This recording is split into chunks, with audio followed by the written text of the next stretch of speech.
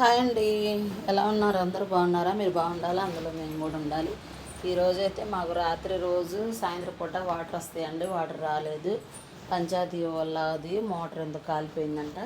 Water రాలేదండి. నీళ్ళు లేక అసలు ఏం పని చేయబుద్ధి కావట్లేదు. అంట్లు గిన్నెలు మాత్రం కడిగి అలా పెట్టానండి. అసలు ఏం పని చేయబుద్ధి కావట్లేదు. అసలు ఎరకాటంలో పడినట్టుంది. మాకు అప్పుడప్పుడు ఇలా నీళ్ళు రావండి. ముందుగానే తెలుసుకొని నీళ్ళు ఉంచుకోవాలి. కానీ ఏం చేస్తాం, నీళ్ళు లేవు. అప్పుడప్పుడు అలా జరుగుతుంది. ఏం చేస్తాం, అందరికీ లేడీస్కి ఉన్న ప్రాబ్లమే ఇది ఒక్కటి, నీళ్ళు. ఈ నీళ్ళ బాధే కొంచెం తప్పించుకోవాలి.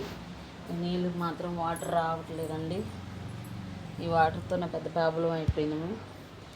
ఏ పని కాదు, ఏ పని చేయబుద్ధి కాదు. ఏం చేస్తావు, అంతా కాటంలో పడినట్టయింది. బట్టలు అలానే ఉన్నాయి.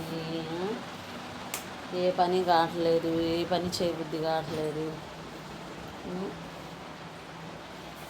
మీకు కూడా నీళ్ళు రాకపోతే అలానే ఉంటారా? మాకు నీళ్ళు రాలేదు ఫ్రెండ్స్.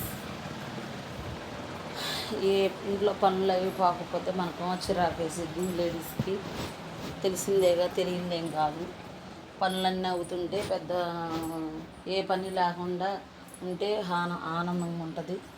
ఏదన్నా వండుకొని తినాలన్నా కానీ మనకి పనులు ఆడు ఉండేటప్పటికి ఇసుకుపడుతుంది. వాళ్ళని ఫోన్ చేసి వాటర్ ఎప్పుడు వస్తాయండి అని అడిగితే, మేము బాగు చేస్తున్నామమ్మా, మధ్యాహ్నం దాకా పెట్టిద్ది అని చెప్పారండి.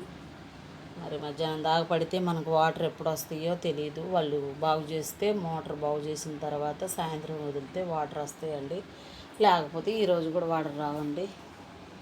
ఏం చేయాలో అర్థం కావట్లేదు.